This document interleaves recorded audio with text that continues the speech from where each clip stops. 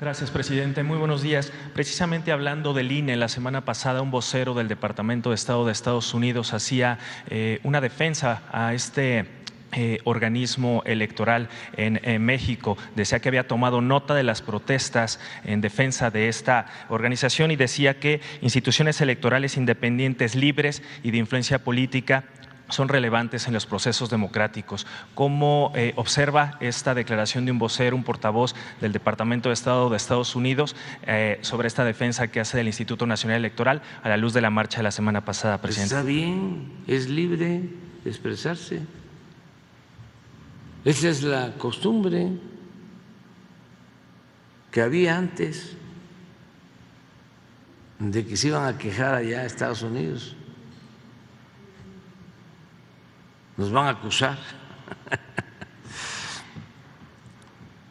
nos van a la embajada aquí con nuestro amigo Ken Salazar o al Departamento de Estado. Y nunca falta tampoco en el gobierno de Estados Unidos alguien que quiera declarar, porque es parte de su tradición, yo diría de sus malas costumbres, el injerencismo.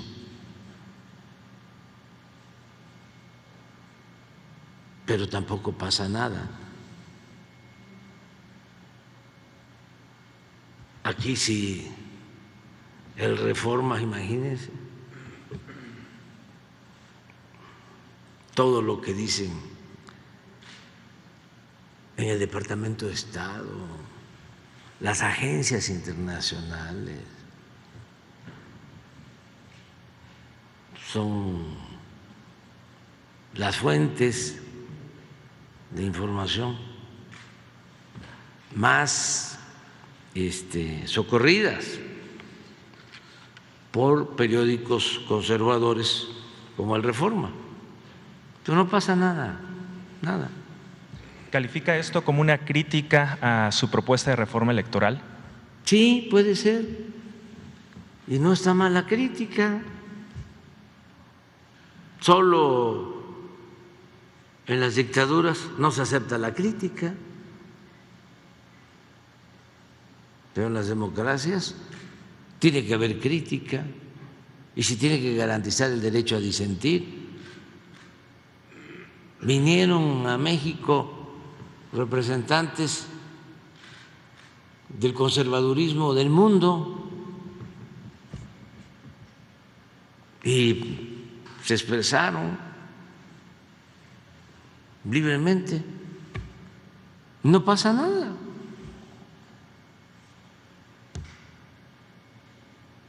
No tenemos nada que ocultar. Nosotros tenemos un proyecto de transformación que tiene que ver con lo mejor de nuestra historia nacional. Si Hidalgo viviera, con nosotros anduviera. Si Morelos viviera, con nosotros anduviera. Si Juárez viviera, con nosotros anduviera. Si Zapata viviera, con nosotros anduviera. Si Madero viviera, con nosotros anduviera. Si Villa viviera, con nosotros anduviera. Hoy vamos a recordar los 100 años del asesinato de uno de los revolucionarios más íntegros, Ricardo Flores Magón. Si Ricardo viviera, con nosotros anduviera. Si el general Cárdenas viviera, con nosotros anduviera. ¿Quiénes no andarían con nosotros? Y sí con nuestros adversarios. Iturbide,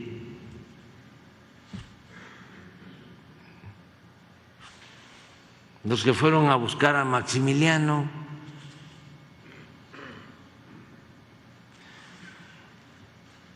Lucas Alamán,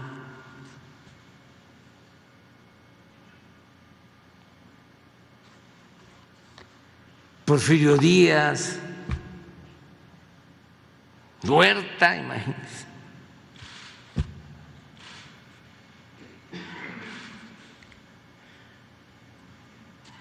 Salinas de Gortari, pues ya sabemos que Fox pues no anda con nosotros, ni Cedillo, ni Calderón. Pues está muy claro.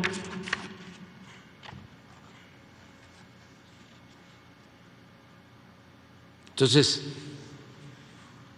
así ha sido nuestra historia siempre. Y los conservadores, es cosa de conocer un poco la historia, siempre han recurrido al extranjero, siempre han ido a buscar apoyo al extranjero. ¿Este es el caso, presidente? Claro, pero desde hace tiempo.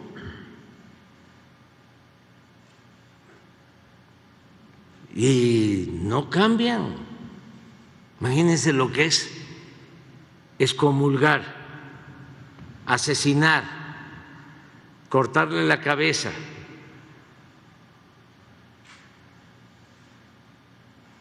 a Miguel Hidalgo por atreverse a abolir la esclavitud y en escarmiento exhibir la cabeza 10 años en la plaza principal de Guanajuato.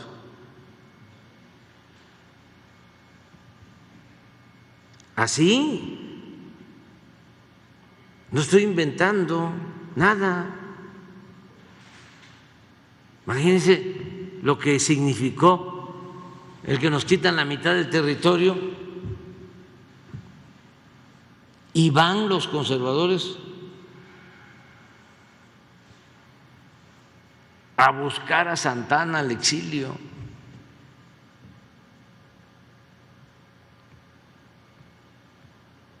Y lo vuelven a imponer como presidente.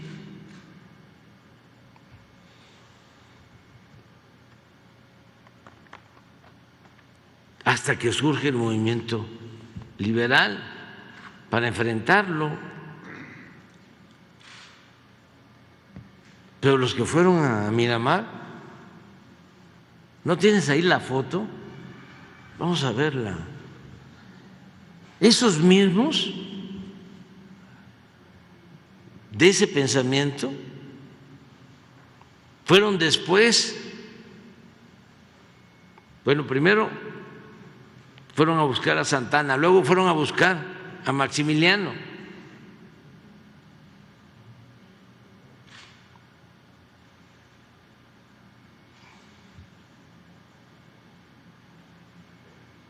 Y pues en el Porfiriato, pues todo era afrancesado. Ahora el de Coparmex ya no está. Fue a acusarme a España con el rey. Es de caricatura. Y van a acusar al gobierno de México, a Estados Unidos, tú mismo lo acabas de comentar.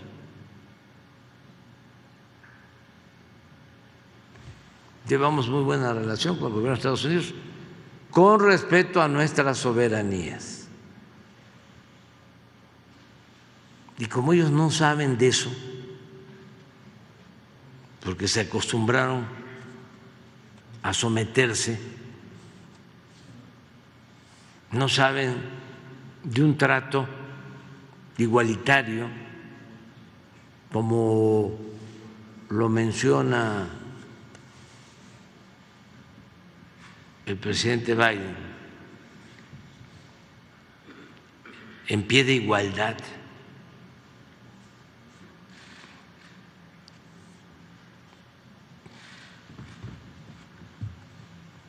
Miren, ahí están todos. Fueron a ofrecerle el poder a Maximiliano. Y si revisamos la historia, lo dejaron solo, lo embarcaron, porque son lo que le sigue de falso.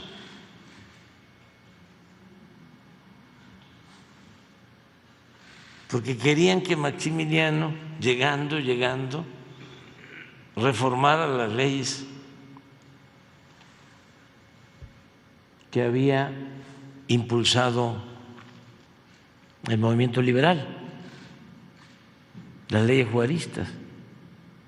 Y resultó que Maximiliano tenía cierta convicción liberal.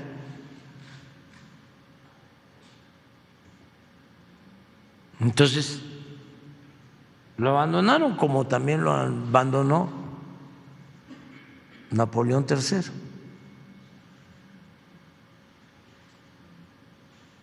Dejó de apoyar y ya no le sostuvo los 30,000 soldados franceses que invadieron nuestro país.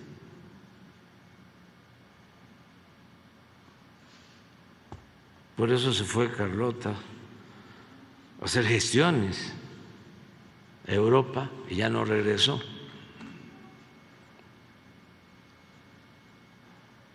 Pero así son, y esto no ha cambiado. Y cuando triunfa la República y se logra la segunda independencia de México, se pensaba que ya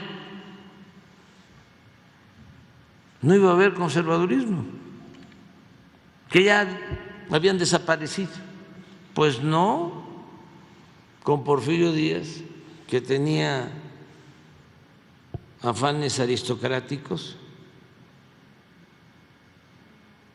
a pesar de venir de abajo. Ayer recordaba eso. Fíjense, la historia y la política. Porfirio Díaz llega al poder con la bandera de la no reelección.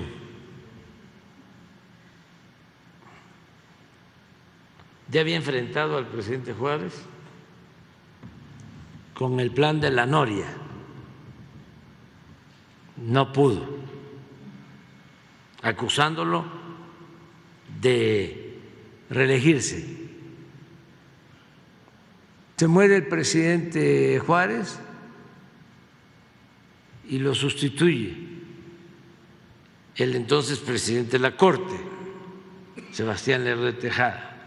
Vienen elecciones, gana Lerdo la elección.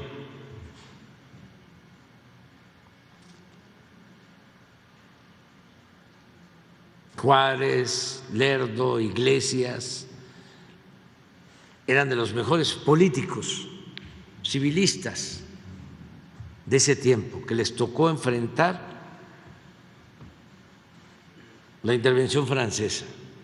A Porfirio también en el terreno militar. Era el jefe del Ejército de Oriente. Cuando se triunfa,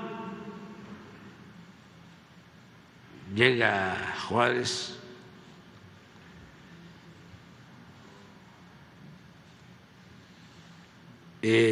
Porfirio, porque era muy espectacular, le hace la entrega de los fondos que tenía su ejército y él decide retirarse porque él no ambiciona nada. Era un gran actor, un gran simulador. se va a Oaxaca y empieza ya a preparar pues su lanzamiento político. Y el primer movimiento es contra Juárez, con el plan de la Noria. Se muere Juárez, decía yo, entra Lerdo y se vuelve a lanzar Porfirio con el plan de Tuxtepec, con la bandera de la no reelección, en contra de Sebastián Lerdo de Tejada. Y militarmente, con la bandera de la no reelección, en contra de Sebastián Lerdo de Tejada. Y militarmente toma el poder y expulsa a los lerdistas, que eran civilistas y también con un tinte aristocrático. Porfirio era un hombre de pueblo que venía de abajo, pero quería ser como los de arriba. En la última batalla contra el ejército de Lerdo, el ejército federal, en Tecoac, Tlaxcala, es el único dato que he encontrado. Se sube a una mesa y le habla a los campesinos que tenían un problema agrario con la hacienda de ahí de Tecoac, y les dice: si me ayudan en la batalla, cuando yo llegue a la presidencia, les voy a dar sus tierras. Y no, nunca cumplió. De las pocas cosas que hay sobre la vinculación de Porfirio al pueblo, ninguna mención en favor del pueblo. Le escribían de los estados de que había dictadura. Una vez contestó: pues sí, pero es más doloroso que la dictadura el tener que arrancar gentes para la leva, para el ejército. Y aunque no nos guste, lo tenemos que hacer. O sea, justificaba la esclavitud, porque se decía, por ejemplo, en Yucatán, el progreso del Enequén no puede darse sin la esclavitud de los mayas. Ese era el pensamiento. Entonces, toman la Ciudad de México y todo el gabinete de Lerdo al exilio. Algunos no sabían montar a caballo y sufrieron mucho, pero a huir, y se van a Nueva York y a otros estados de la Unión Americana, de Estados Unidos, y se va el que era secretario de Relaciones de Lerdo al exilio, Manuel Romero Rubio. Llega Porfirio al poder, empieza a consolidarse y empiezan a regresar. El que nunca regresó fue Lerdo. Lo fueron a buscar muerto.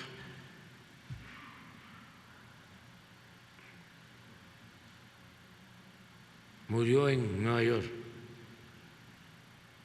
Pero sus colaboradores supuestamente leales empezaron a regresar y regresa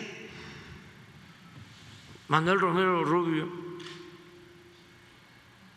secretario de lo que es ahora Gobernación de Lerdo,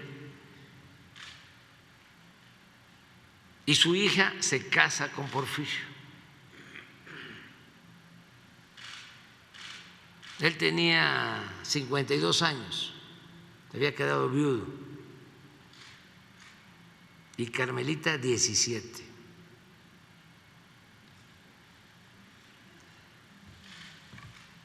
Pero independientemente de los amores, lo que Porfirio quería era un camino para entrar a la aristocracia. Y como Carmelita era una joven bien educada, que tocaba el piano y tenía muchas virtudes, porque pertenecían a esa élite aristocrática, Porfirio, de andar mucho tiempo, hay crónicas de cuando llega el gobierno, triunfa y empiezan a hacerle los aristócratas actos, ¿no?, para acomodarse, porque son muy acomodaticios. Hay crónicas de un abuelo de López Portillo, nada más que no viene al caso ahora buscarlo, en donde lo describe. Y lo que más le criticaba es que siempre traía un palillo en la boca.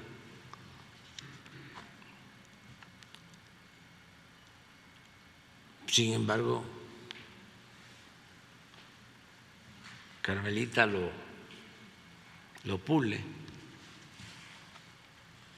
y ya se vuelve de la élite. Y nunca, jamás ve al pueblo. Nunca. Al contrario, decía que los indígenas, que eran los dueños originarios del territorio, de sus territorios, tenían acaparada la tierra y los bosques y el agua, y echa a andar guerras en contra de los mayas, de los mayos, de los yaquis, para quitarles las tierras y entregar las tierras a los llamados hombres de negocios nacionales y extranjeros, a sus allegados, al extremo, y ayer lo decía yo, que asesinan a 15,000 yaquis. Un horror, una vergüenza para quitarle las tierras.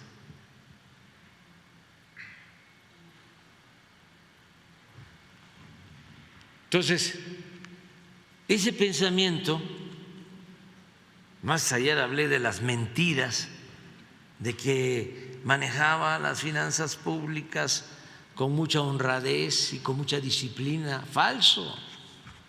Se endeudó el país como nunca,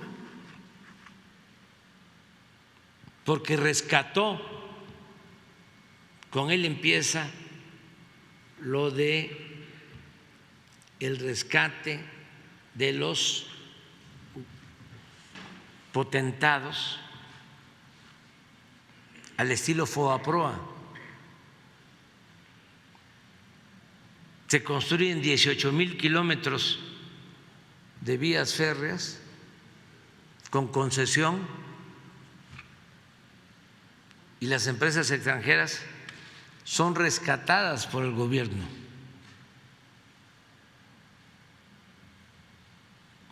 En aquellos tiempos significó ese rescate el 52% de toda la inversión privada, nacional, extranjera y de toda la inversión pública. Costó ese rescate 52%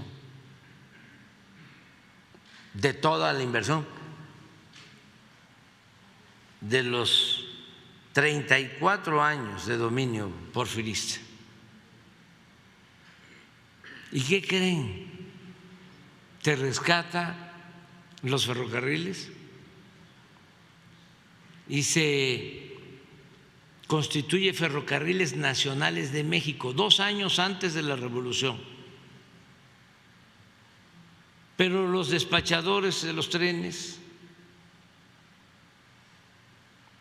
los ferrocarrileros, todos siguieron siendo estadounidenses.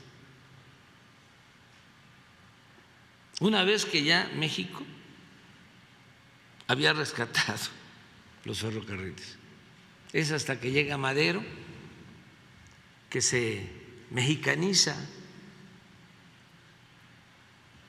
el ferrocarril.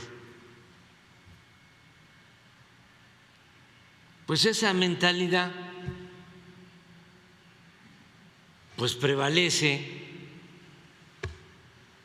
en los negocios, en todo. ¿Quién salió ganando con esa recuperación o rescate de los ferrocarriles? El Limantur. Y así muchos otros negocios de ese corte. Y sigue esa idea. Bueno, la revolución no pudo con eso. Sigue ese pensamiento.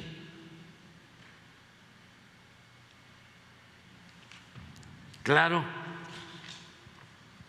eso ahora está aflorando. Si cuento esto es porque sé que hay algunos que están viendo que ya ni deberían de ver la mañanera. Digo, son libres, pues, porque se enojan mucho y no les gusta. Pero si no aclaramos las cosas, pues va a parecer que somos rebeldes sin causa, o como se piensa, estamos resentidos, ardidos, frustrados. No, es que necesitamos la transformación. No podemos estar poniendo la basura debajo del petate. Hay que limpiar, hay que purificar la vida pública. Y para eso hay que hablar con claridad, no engañar, no simular.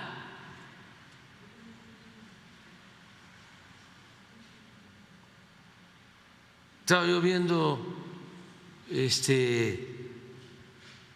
un texto del Reforma. Fíjense cómo están. Porque antes eran los que rifaban,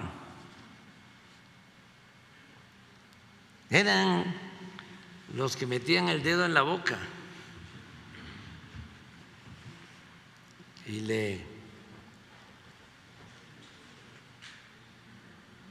jugaban, le movían el dedo en la boca a la gente, algunos. No sé si tienes algo sobre el rey del cash que sacaron,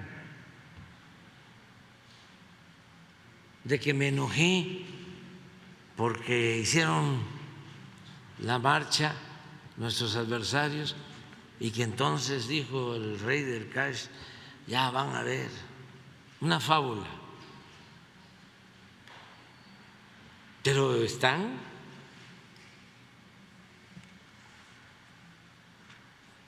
¿Cuántas marchas hemos enfrentado? Artículos, insultos, guerras sucias. Y vamos a seguir. Y yo, repito, celebro que se esté dando este debate. Muy bueno para el país. Perdón que lo